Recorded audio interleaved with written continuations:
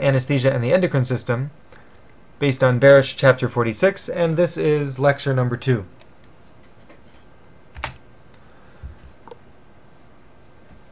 The next thing we're going to discuss are the adrenal glands, and we're going to start with mineralocorticoids.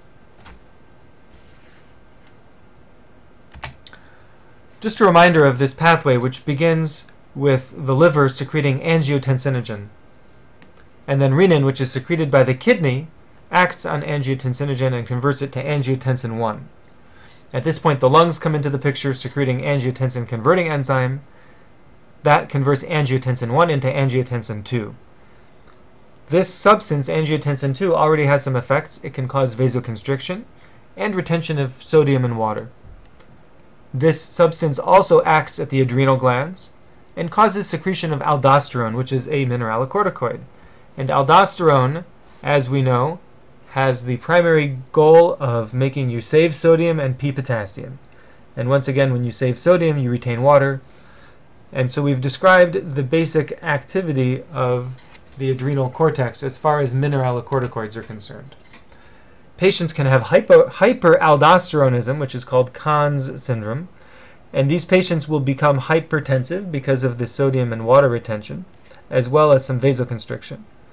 And they will lose potassium, so they will develop a hypokalemic metabolic alkalosis, along with weakness and fatigue. And be aware that when patients become this hypokalemic, they actually can have total body potassium deficits of more than 300 milliequivalents. This is not the kind of thing you can correct in a couple of hours. It takes a few days of careful monitored therapy in order to replete this kind of hypokalemia.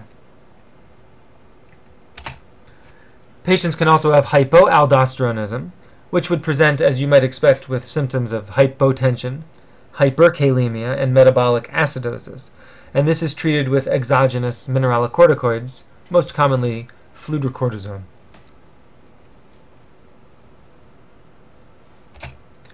That's really all we have to say about mineralocorticoids.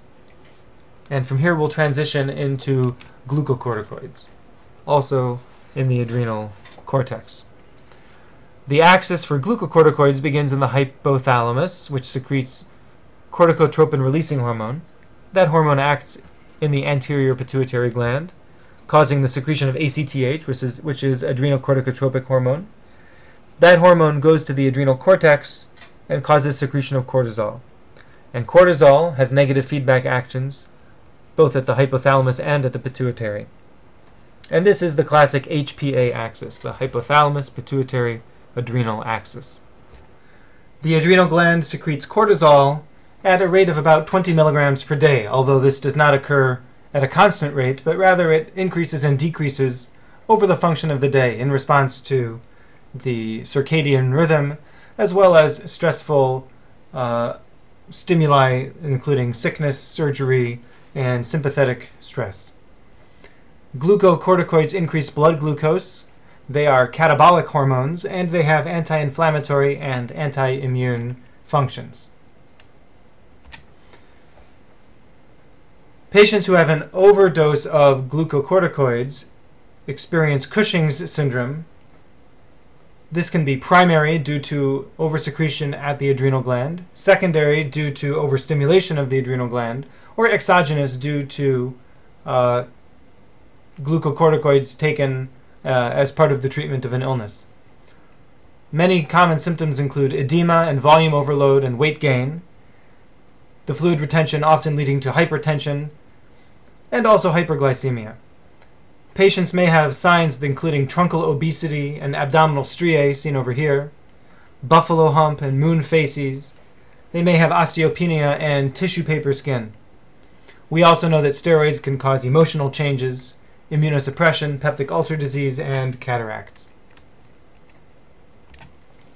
When planning an anesthetic for patients who take chronic glucocorticoids or who have Cushing's syndrome, we want to be sure to prepare for managing their hypertension and their possibly uncontrolled blood glucose.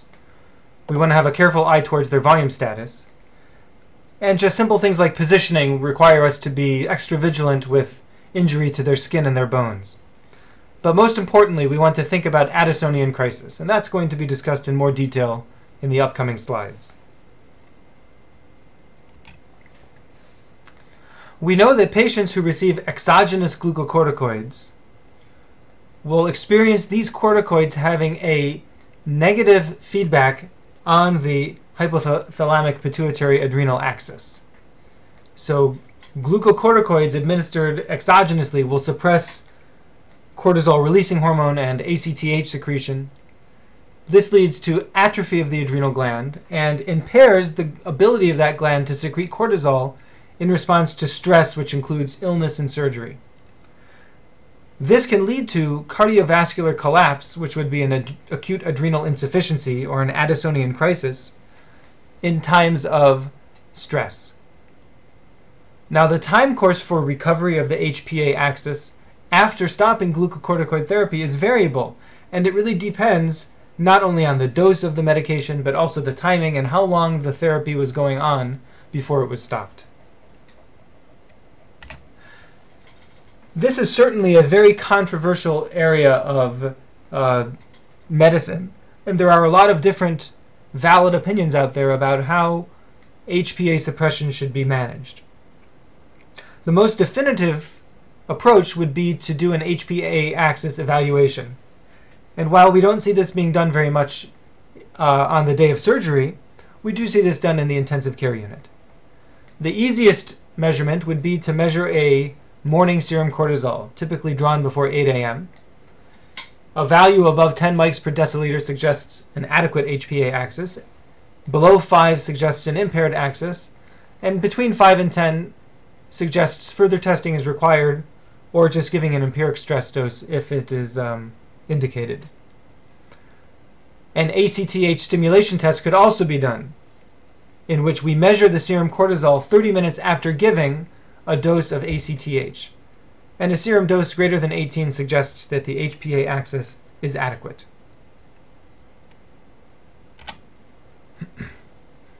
Now, as I said, this can be a controversial topic, and there's a lot of differences of opinions about which patients do and don't need stress dose steroids. This is one approach which I'm going to bring down for you in this lecture. And we can divide patients into three categories. The first are patients who almost certainly do not have a suppressed HPA axis. These would be patients who get a very low dose of steroid, let's say less than 5 milligrams a day of prednisone, or the equivalent dose of a different steroid, once a day, and it's regardless of the length of time, whether it's for a day or a week or for 20 years. We know that every other day dosing has less of an impact on the adrenal gland, and so less than 10 milligrams per day every other day would also be considered non-suppressed. These guidelines also suggest that any dose of glucocorticoid given for less than 3 weeks, regardless of how high, should not be of sufficient duration to suppress the HPA axis. And having said all of that, if any of the above patients were treated with steroids any time in the past year, there should be no concern for HPA axis suppression. In that case, we should just continue the patient's normal daily dosing of whatever steroid they've been taking chronically, and no additional stress dose should be required, nor should we require any HPA axis evaluation. On the other end of the spectrum, we have patients for whom we highly suspect HPA axis suppression. These would be patients who take a large dose of steroid, that would be more than 20 milligrams a day of prednisone, and for more than 3 weeks. Also, any patient who takes glucocorticoids who has clinical Cushing's syndrome. And these patients should be given stress dose steroids in the perioperative period in accordance with the magnitude of the stress, and we will discuss that in a few slides. Finally, we have the remaining patients who are what we would call intermediate. These are patients whose HPA suppression status is unknown. These are patients who take an intermediate dose of prednisone, 5 to 20 milligrams a day. Patients who take less than 5 milligrams a day, but they take it in the evening, which some people think may disrupt their normal diurnal variation.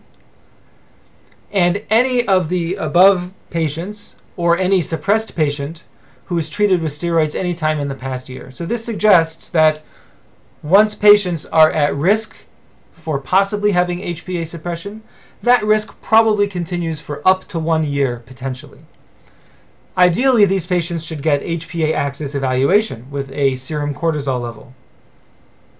However, that's not always feasible, and the guidelines suggest that in case of emergency or inability to test, a stress dose of steroid should be considered.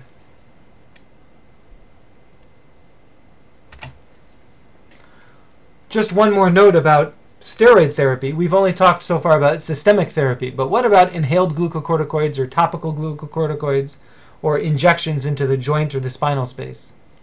These can potentially suppress the HPA axis at high enough doses, although for many years people thought that they had really just a local effect. And the truth is we don't see a lot of overt adrenal insufficiency in patients whose source of exogenous steroid is from these kinds of routes of administration. We know that children may be at higher risk than adults, and some formulations may be higher risk than others. For example, inhaled fluticasone compared with other inhaled steroids, or certain high-potency topical corticosteroids. I'll leave it to you to look those up, but it doesn't include something like hydrocortisone. And these can cause significant HPA axis suppression, even with relatively low doses. And so we should probably evaluate the HPA axis in patients who get higher doses of fluticasone for more than 3 weeks within 3 months of surgery, or higher doses of other inhaled glucocorticoids for more than 3 weeks, and patients who receive doses of high-potency topical steroids, who get more than 3 glucocorticoid injections within 3 months, and again, any patient who appears Cushingoid or has symptoms or signs of adrenal insufficiency in the setting of exogenous glucocorticoids should probably be evaluated or else given empiric stress dose therapy.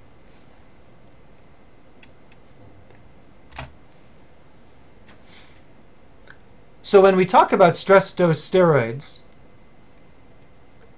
we have to pick a dose, and the dose is usually based on the magnitude of the surgical stress that we expect is going to occur, understanding that surgical stress occurs not only in the operating room, but may persist for hours or days after the surgery. Most clinicians use hydrocortisone as their stress dose steroid. There are many other options, and we will discuss some of the other steroids in just a moment. But hydrocortisone seems to be preferred perhaps because other steroids bind to cortisol-binding globulin poorly, and there's more free physiologic active corticosteroid and more greater potency at any given dose. So hydrocortisone seems to be the most balanced of all of them for the purpose of stress dosing. And other steroids also vary as far as their anti-inflammatory and mineralocorticoid potency. And those are things to keep in mind as you realize there are different steroids preferred for different indications. Before we wrap up stress dose steroids, I wanted to show an example of perioperative stress dose steroid guidelines. These are just an example, and other regimens may exist. This table looks at a patient who is known to have a suppressed HPA axis and ascertains how much stress dose steroid they would need as a function of surgical stress. So for example, a minor surgery like a colonoscopy or an inguinal hernia may not actually need any hydrocortisone IV bolus. The patient can just take their normal, usual morning dose and that would be sufficient. Whereas a major surgery like a cardiac surgery or a thoracic surgery would need a very large hydrocortisone bolus, 100 or even 150 milligrams, followed by a taper of 50 to 100 milligrams Q8 hours for 3 doses, and then tapering over the next couple days. And then most other surgeries fall in the moderate category, where a smaller bolus and a shorter taper would be indicated. Finally, we have this chart that compares different steroids and just determines what the equivalent dose of steroid would be. So if a patient takes 5 milligrams a day of prednisone, that would be equivalent to 20 milligrams a day of hydrocortisone, and so on for all of the different steroids. The relative sodium retention power of the steroids is also shown in this table, where cortisol is the standard, and we see that most steroids are pretty close to hydrocortisone. Dexamethasone has basically no sodium retention, and fludrocortisone is really primarily a mineralocorticoid and has much, much more sodium retention effect. That's all we have to say about the adrenal cortex, and we'll stop here and pick up again with the next recording.